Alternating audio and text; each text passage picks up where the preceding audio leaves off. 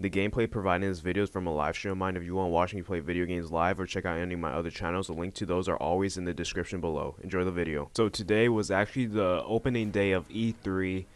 EA had their first press conference. They were the first press conference of E3, and I just love this time of year, seeing new video games, new ideas, new intellectual properties being developed and created.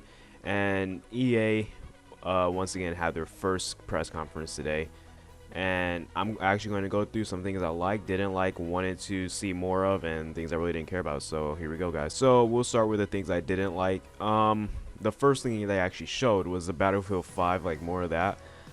Honestly, man, I thought that was all pointless. I really think that they could have used more time and resources to show what they did at E3 at the actual Battlefield 5 reveal. The stuff they showed was very mediocre. They also said that there weren't going to be any loot boxes or season pass, which I don't know why they tried making that very prominent. Microtransactions should have been a thing in video games anyway. It's really just a scam, and the fact that the audience is happy because there isn't a season pass or microtransactions of any kind is kind of just is sad that we've come to this point in life where a video game not having these type of things is a blessing from God. They also announced that Battlefield 5 will have Battle Royale mode, which once again I don't see why they didn't announce that at the reveal. This was already rumored and leaked, and they didn't say anything at the reveal, but at E3 I guess they thought it was just a perfect time.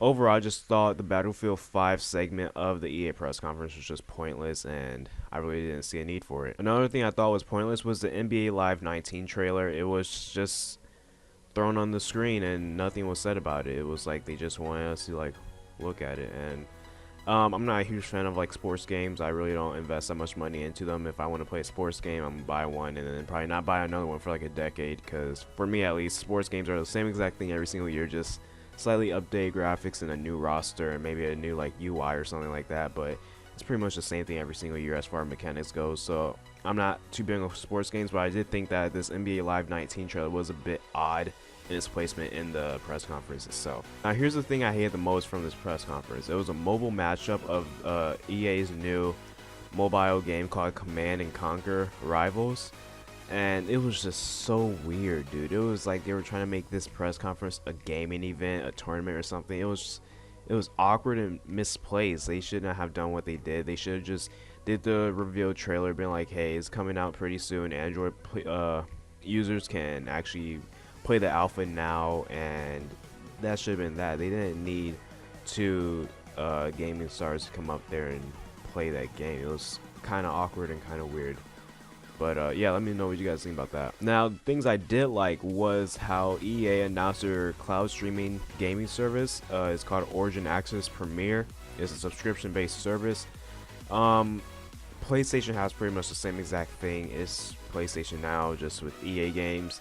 And I really think that this is the future of gaming. I feel like this upcoming generation of gaming consoles may be the last one hardware wise, and I do think that the future of gaming is going to be streaming them in cloud-based connections, and a lot of people think that's mediocre and out of proportion, but technology can evolve so fast in 5 years, and by the time this type of gaming comes around, it's going to be 10 or 15 years from now.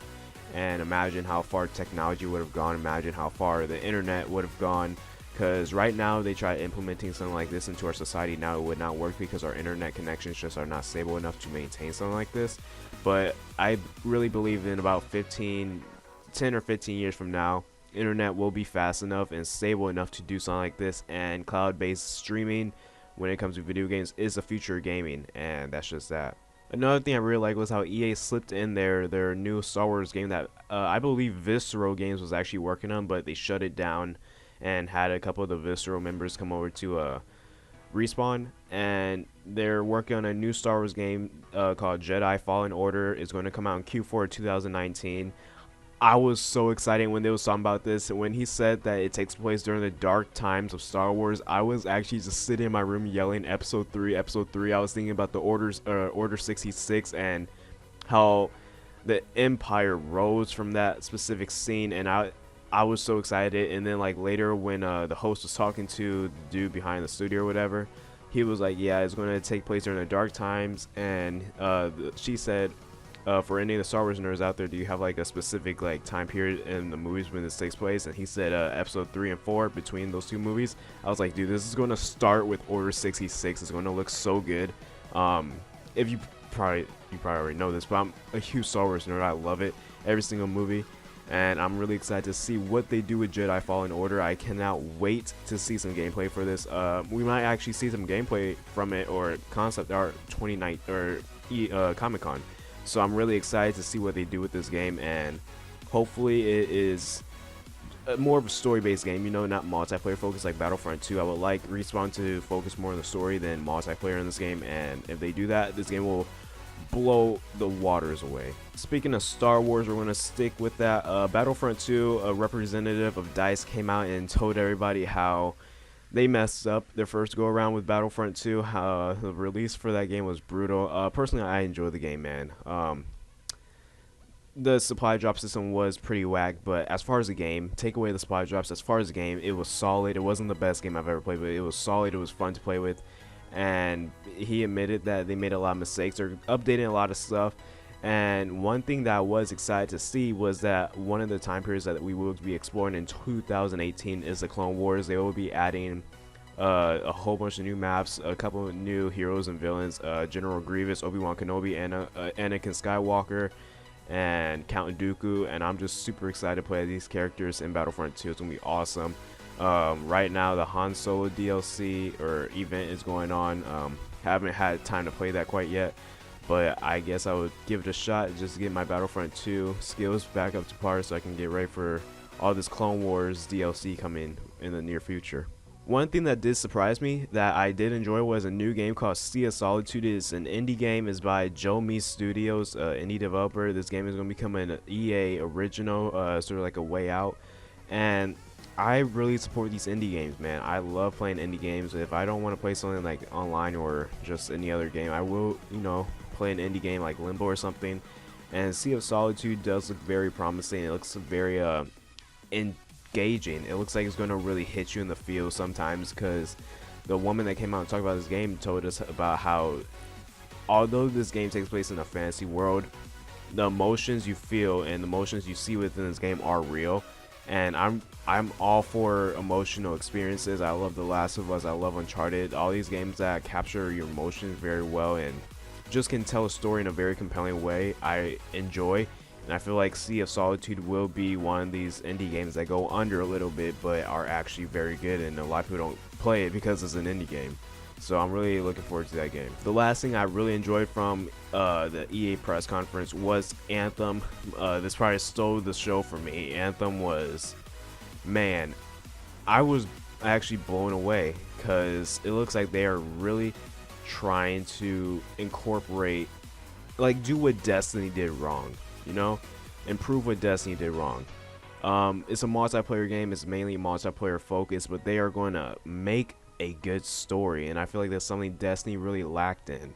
And while I was watching this trailer and all the gameplay, I really got some Alien Covenant vibes and James Cameron Avatar vibes, and I'm actually excited for this game. Now, last E3 I thought it was going to be an Xbox exclusive. That's how they kind of promoted this, but at the end of this press conference, he did say that it was coming to Xbox One and PS4, so I'm really excited to see how that goes. But yeah, it looks really good, and it also comes out, I believe, Q1 of 2019, around February 19th, around the same time that Days Gone comes out. So I can't wait to see how those two games clash and which one actually does better commercially than the other. Now, there's only one thing I actually want to see more of, and that was from the Jedi Fallen Order game. I wanted to see like some concept art or a logo for that game or something. They really didn't give out any details except for the fact that it's coming out late next year and that it takes place in between 3 and 4. I don't know, man. I'm just really excited for that game, and I love Star Wars, man, and I love everything Star Wars oriented, and I cannot wait for Jedi Fallen Order. Now, the things I really didn't cover because I don't care about: FIFA 19. By the way, FIFA 18 is free to play for now. Unravel 2, I didn't care too much for that. NBA Live 19, obviously, and Madden NFL 19. Don't care about all those. But if I had to rate this press conference on a scale of 1 to 10, I would have to give it a 7 out of 10. Up until the Anthem trailer, I was gonna give it like it's probably 6.5 or 6.4, but that Anthem trailer really it blew me out the water, man. And I was actually very pleased to see where they were coming that game. It looks like they're really taking their time on that game. They also announced that there weren't going to be any loot boxes, which the crowd went crazy again, and I touched on that earlier in the video. It's kind of sad that the crowd goes crazy over something like that nowadays, but Anthem really stole the show for me, and that's why this press conference did get a 7 out of 10. I thought it was a bit lackluster, but hey, first press conference of E3 2018, and there's a lot more to come. I am so excited for the Bethesda, Square Enix, Sony, of course. There's just a lot more stuff coming within the next week, and I'm so excited to tell you guys all about it. So you actually want to stay tuned for those videos. Please be sure to hit that subscribe button and tap the notification bell, and just stay tuned, guys. As always, have a wonderful day. Peace out.